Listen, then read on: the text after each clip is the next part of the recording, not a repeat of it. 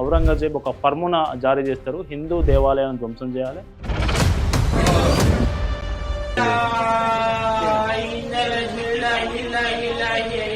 అల్లాహు అక్బర్ అన్నాడు, ఈ గుడిని కూల్చేస్తా అని నినాదాలు చేసిండు. వీళ్ళంతా ఔరంగజేబ్ వారసులైన కాంగ్రెస్ పాలిత రాష్ట్రాల్లోనే ఇట్లాంటి ఎక్కువ వెలుగులోకి వస్తున్నాయి. Welcome to Pallavi TV. మనం చూస్తున్నాం భారత ఉపఖండంలో 1669 నుంచి మొదలు 1669లో ఔరంగజేబ్ ఒక ఫర్మునా జారీ చేస్తారు, హిందూ దేవాలయాలను ధ్వంసం చేయాలి, హిందూ దేవాలయాల్లో ఉన్నటువంటి సంపదను దోచుకోవాలి, హిందూ విగ్రహాలు ఏదైతే దేవుళ్ళ విగ్రహాలు ఉంటాయో వాటి మొత్తం నామరూపాలు లేకుండా నాశనం చేయాలనేది ఫర్మునా జారీ చేస్తాడు. అప్పటి మొదలైన హిందూ దేవులపై నాటి నుంచి ఇప్పటి వరకు ఈ దాడుల పరంపర కొనసాగుతూనే ఉంది.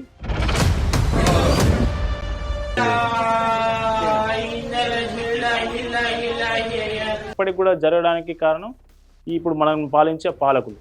అయితే బెంగళూరులో తాజాగా జరిగిన ఒకటి ఇన్సిడెంట్ గురించి మాట్లాడుకుందాం. ఆ ఇన్సిడెంట్ ఎట్లా జరిగింది, ఎవరు చేశారు, ఎందుకు చేశారు, దాని వెనుక ఎవరున్నారు, అసలు ఈ పాలకులు ఏం చేస్తున్నారు, ప్రభుత్వాలు ఏం చేస్తా ఉన్నాయో మనం మాట్లాడుకుందాం. ఇక్కడ బ్లాక్ జాకెట్ వేసుకున్న ఈ వ్యక్తి పేరు, వీని పేరు కబీర్ మండల్. వీడు ఒక బంగ్లాదేశీ పౌరుడు. వీడు అక్రమంగా ఇండియాలోకి వలస రావడమే కాకుండా వలస వచ్చి బెంగళూరులో స్థిర నివాసం ఏర్పాటు చేసుకున్నాడు, పెళ్లి చేసుకున్నాడు, పిల్లల్ని అన్నాడు, కార్పెంటర్గా పనిచేస్తున్నాడు స్థానికంగా. వీడు నిన్న ఏం చేసిందంటే 2 రోజుల క్రితం ఏం చేసిందంటే బెంగళూరు ఔటర్ రింగ్ రోడ్ సమీపంలోని దేవర బీసనహల్లి అనే ఒక గ్రామం ఉంటుంది. ఆ గ్రామంలో అక్టోబర్ 28 8:30 గంటలకు, ఉదయం 8:30 గంటలకు, అంత పొద్దున 2 రోజుల క్రితం జరిగిన ఘటన ఇది వేణుగోపాల స్వామి గుడి. ఈ గుడి ముందు ధ్వజస్తంభం ఉంది. ఈ గుడిలోకి ఎంటర్ అయ్యేటప్పుడు 2 ద్వారపాలకులు ఉంటారు కదా, 2 ద్వారపాలకులు విగ్రహాలు ఉన్నాయి. వీడు ఏం చేసిందంటే మెడికల్ షాప్ పక్కన నుంచి గుడి లోపలికి పోయే ప్రయత్నం చేసిండు. పోయే ప్రయత్నంలో చెప్పు కాలుతోని ఆ ద్వారపాలక విగ్రహాల మీద 2 సార్లు తన్నిండు. దాన్ని తన్నిన తర్వాత లోపలికి వెళ్ళిండు. అల్లాహు అక్బర్ అన్నాడు, ఈ గుడిని కూల్చేస్తా అని నినాదాలు చేసిండు. సరే వీడేంది ఇట్లా అంటున్నాడు, అట్లాగే షూ పాలిషింగ్ ఆయిల్ ఉంటుంది కదా, మన షూ పాలిష్ చేసుకోవడం, ఆ ఆయిల్ కూడా విగ్రహాల మీద పోసే ప్రయత్నం చేసిండు. అప్పటికి ఆ గుడికి వచ్చిన భక్తులు కావచ్చు, అక్కడ స్థానికులు కావచ్చు, వాడిని అడ్డుకున్నారు. అరే ఏంది వీడికి ఇట్లా చేస్తున్నాడని అడ్డుకొని వాడిని దేహశుద్ధి చేసిరు. చూడొచ్చు మనం, ఒక చెట్టు కట్టేసి కొట్టిరు వీని. అసలు ఎవడు వీని వివరాలు ఆరాధిస్తే ఆశ్చర్యకరమైన విషయాలు ఎన్నో వెలుగులోకి వచ్చినాయి. వాడు అసలు 5 నుంచి 7 సంవత్సరాలుగా అక్కడే ఉంటున్నాడు, కార్పెంటర్గా పనిచేస్తున్నాడు, పెళ్లి చేసుకున్నాడు, పిల్లలు ఉన్నారు. వీడు అసలు భారతీయుడే కాదు, మనకి భారతీయ పౌరసత్వం లేదు, మనకు ఐడెంటిటీ లేదు. అసలు వీడు ఎవడు అని పోలీసులు ఆరాధిస్తే వీడు బంగ్లాదేశీయుడు అని తెలిసింది. బంగ్లాదేశీయుడు ఎప్పుడు వచ్చింది ఇక్కడికి, వీని వీసా ఎప్పుడైపోయింది, అసలు వీడు ఎట్లొచ్చిండు అనే దాని మీద ఇప్పుడు పోలీసులు దర్యాప్తు జరుపుతూ ఉన్నారు. అసలు విషయం ఏంటంటే వీడిని గుడిని అవమానపరుస్తుండగా, దేవాలయాన్ని వీడి ఇష్టం వచ్చినట్టు చేస్తుండగా అక్కడ పట్టుకొని దేహశుద్ధి చేసిన వారిపై కూడా పోలీసులు కేసు నమోదు చేశారు. వీని మీద ఎఫ్ఐఆర్ నమోదైంది.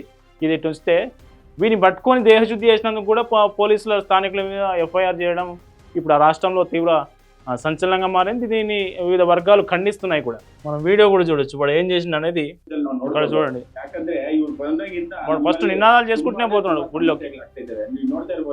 ಅಕ್ರಮವಾಗಿ ರಾತ್ರಿ ಹೊತ್ತು ಅವರು ಬೇಕಾಗಿರುವಂತ ಕಳ್ತನ ಇರ್ಬೋದು, ರಾಬರಿ ಇರ್ಬೋದು ಅಂತ ಘಟನೆಗಳು ತುಂಬಾ ನಡೀತಾ ಇದ್ದಾವೆ.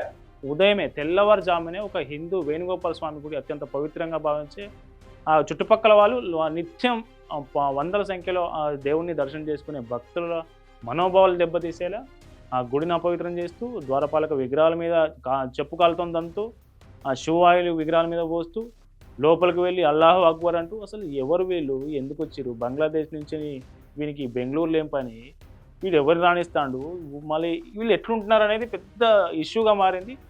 ఇట్లా ఈ బెంగళూరులో ఇదే మొదటి ఇన్సిడెంట్ కాదు, ఈ సంవత్సరం ఇట్లాంటి 3-4 జరిగినాయి, పదే జరుగుతున్నప్పుడల్లా పోలీసులు కేసులు నమోదు చేస్తారు, మాత్రం వదిలేస్తున్న పరిస్థితి కనిపిస్తూ ఉంది. ఇప్పుడు ఈ మొత్తం ఇన్సిడెంట్లో ఎఫ్ఐఆర్ నమోదైన తర్వాత పోలీసులు ఏం చెప్తున్నారు అంటే, దీని మీద విచారణ చేస్తున్నాం, అతడు ఇమిగ్రేషన్ను పరిశీలిస్తున్నాం, ఇమిగ్రేషన్ అధికారులతో మాట్లాడుతూ ఉన్నాం, ఇవన్నీ చేస్తూ ఉన్నాం. అయితే వీడు తాగి ఉన్నాడు కాబట్టే అట్లా చేసిండు అని పోలీసులు చెప్పే ప్రయత్నం చేస్తున్నారు. కానీ నిజంగా 8:30కి ఎవడు తాగుతాడు, తాగి ఉండి వాడికి తాగిన వ్యక్తికి సోయి లేకపోతే వాడు ఇంకేమైనా చేయాలి. కానీ హిందూ టెంపుల్ ఎందుకు కనబడుతుంది, మనకి హిందూ ఆలయాలు, హిందూ విగ్రహాలు ఎందుకు కనబడతాయి అనేది ఇక్కడ క్వశ్చన్ మార్కు. ఇది బెంగళూరులో జరిగిన తాజా ఇన్సిడెంట్. ఇంకో కొంచెం 2 రోజుల ముందుకు వెళ్తే తమిళనాడులో కూడా ఓ వ్యక్తి ఇట్లనే చేసిండు.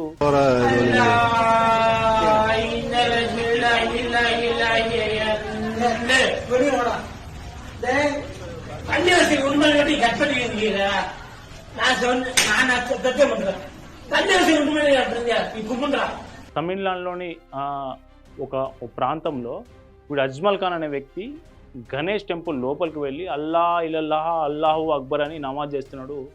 వీని ఏమనలేకపోయారు. అక్కడున్న స్థానికులు కావచ్చు, అక్కడున్న హిందువులు కావచ్చు, ఏమనలేకపోయారు. ఏమన్నా అంటే గుడిలోకి వచ్చినందుకు కొడతారా, గుడిలోకి వచ్చినందుకు విక్టింగ్ కార్డ్ ప్లే చేసే ప్రయత్నం చేస్తుంటారు వీళ్ళు.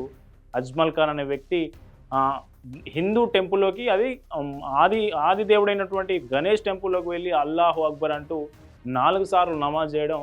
ఇప్పుడు ఈ అంశం కూడా సోషల్ మీడియాలో పెద్ద ఎత్తున చర్చ జరుగుతూ ఉన్నది. వీళ్ళు హిందూ టెంపుల్ మీద ఎందుకు టార్గెట్ చేశారు, వీళ్ళంతా ఔరంగజేబ్ వారసులేనా, అసలు ఎందుకు ఇట్లా జరుగుతుంది అనేది అంతు చిక్కని ప్రశ్న. ఇంకొకటి కామన్ ఫ్యాక్టర్ కనుక మనం చూస్తే కాంగ్రెస్ పాలిత రాష్ట్రాల్లోనే ఇట్లాంటి ఎక్కువ వెలుగులోకి వస్తున్నాయి మనం గమనించవచ్చు. ఇప్పుడు బెంగళూరులో జరిగింది కదా, తమిళనాడు, అట్లాగే తమిళనాడులో కాంగ్రెస్ పాలిత రాష్ట్రం కాకపోయినప్పటికీ ఏదైతే కూటమి ఉంది కదా, కూటమిలోని పార్టీ పాలిస్తున్నటువంటి స్టేటు. అట్లాగే తెలంగాణలో కూడా, తెలంగాణలో కాంగ్రెస్ అధికారంలోకి వచ్చిన తర్వాతనే అటు సికింద్రాబాద్ ముత్యాలమ్మ టెంపుల్ ధ్వంసం కావచ్చు, శంషాబాద్ నవ విగ్రహాలు కావచ్చు, అట్లాగే జవహర్ నగర్లో కావచ్చు, మొన్నటికి మొన్న రాంపల్లిలో కూడా హనుమాన్ విగ్రహాన్ని ధ్వంసం చేశారు దుండగులు. హనుమాన్ చేయి విరిగొట్టి గద ముక్కలు చేసి ఆ కిందున్న అయితే శివలింగం ఉందో దాని మీద చెప్పులు పెట్టి, ఆ చెప్పులు కూడా వేరే రకం పెట్టి, అది పిచ్చోడు, వీడు చేసింది పిచ్చోడు అనే బయటికి మెసేజ్ పోవాలని చేసి, అటు సీసీ కెమెరాలు పనిచేయని చోటనే అది చేసి ఇట్లా చేస్తూ వస్తున్నారు. ఈ రాంపల్లి ఘటన జరిగి ఇప్పటికి ఇన్ని రోజులైనా ఇప్పటివరకు అందులో ఆ కేసులో పురోగతి లేదు, నిందితుని పట్టుకోలేదు. నామమాత్రంగా ముత్యాలమ్మ టెంపుల్ అయితే వాడు పిచ్చోడని వదిలేసారు, అది అటే పోయింది. శంషాబాద్లో పట్టించుకోలేదు. ఇట్లా హిందువుల మీద దాడులు జరుగుతుంటే, హిందూ దేవాలయాల మీద, హిందూ దేవుళ్ళ మీద దాడులు జరుగుతుంటే ఎవ్వరూ నోరు మెదపకుంటే ఇవి దాడుల పరంపర కొనసాగుతూనే ఉంటుంది. పాలకులు ఏం చేస్తారంటే ముస్లిం మైనారిటీ ఓట్ బ్యాంక్ కావాలి కాబట్టి వాళ్ళని ఏమారు. ఇప్పుడు పట్టుబడ్డోడు ముస్లిం అయితే వానికి విక్టింగ్ కార్డ్ వేయడమా, లేకుంటే వానికి పిచ్చోడని ముద్ర వేయడమా, లేకుంటే వాడు తాగిగుండాలని ముద్ర వేయడమా, ఏదో చేసి ఆ కేసు తీవ్రతను తగ్గించడం, వాడిని సైడ్ చేయడం, ఇట్లాంటి విధానాలు ఇప్పటికీ కొనసాగుతూ ఉన్నాయి.